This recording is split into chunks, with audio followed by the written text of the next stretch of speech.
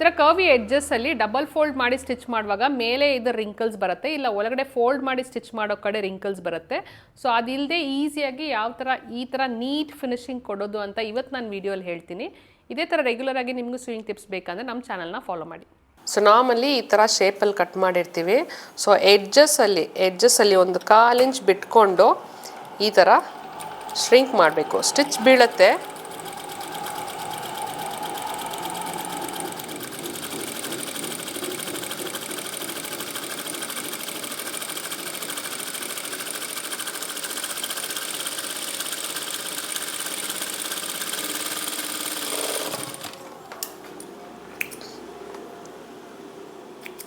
So ಈ ಥರ ಮಾಡ್ಕೊಳ್ಳುವಾಗ ನಮಗೆ ಈ ಥರ ಶ್ರಿಂಕ್ ಆಗಿರುತ್ತೆ.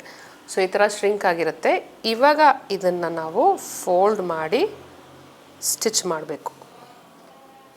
ಸೊ 2 ಫೋಲ್ಡ್, ಶ್ರಿಂಕ್ ಆಗಿರೋದು ಒಳಗಡೆ ಇರುತ್ತೆ. ಹಿಂಗೆ ಫೋಲ್ಡ್ ಮಾಡಿ ಹಿಂಗೆ ಸ್ಟಿಚಿಂಗ್ನ ಸ್ಟಾರ್ಟ್ ಮಾಡಬೇಕು.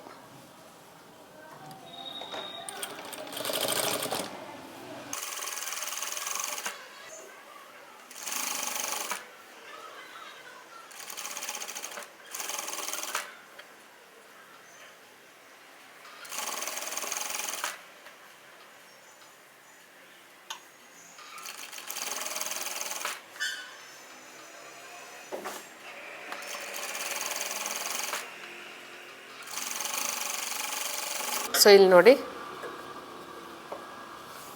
ಈ ಶೇಪು.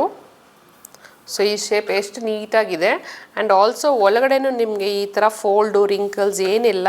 ಸೊ ಇದನ್ನು ಅಯನ್ ಮಾಡಿ ತೋರಿಸ್ತೀನಿ, ಇನ್ನು ಎಷ್ಟು ನೀಟಾಗಿ ಕಾಣುತ್ತೆ ನೋಡಿ. ಸೊ ಈ ಥರ ನೋಡಿ ಫಿನಿಶಿಂಗ್ ಹಿಂದೆ ಎಷ್ಟು ಚೆನ್ನಾಗಿದೆ. ಮುಂದೆನೂ ಈ ಕರ್ವ್ಸ್ ಹತ್ರ ನೋಡಿ ಒಂದು ರಿಂಕಲ್ಸು ಇಲ್ಲ. ಸೊ ಎಷ್ಟು ನೀಟಾಗಿ ನಿಮಗೆ ಈ ಎಡ್ಜಸ್ ಫಿನಿಶ್ ಆಗಿದೆ.